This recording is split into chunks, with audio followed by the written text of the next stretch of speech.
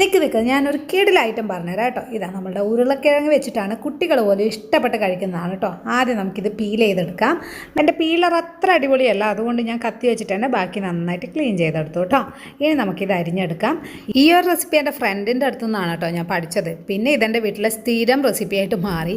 സാധാരണ ഉണ്ടല്ലോ മീനില്ലെങ്കിൽ ഞാൻ വാ തുറക്കില്ലായിരുന്നു. അപ്പോൾ അങ്ങനെയുള്ള സമയത്ത് അമ്മ ഇത് സ്ഥിരമായിട്ട് ഉണ്ടാക്കി തരും കേട്ടോ.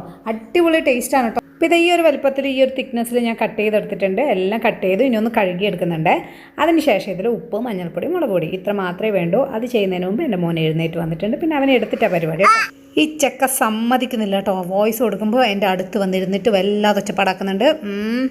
വേണ്ട. അപ്പോൾ ഇത് ഞാൻ നന്നായിട്ട് മസാലയൊക്കെ പുരട്ടി വെച്ചു കേട്ടോ. ഡയറക്റ്റായിട്ട് അങ്ങ് പൊരിച്ചെടുക്കാം അല്ലേ പൊന്നു?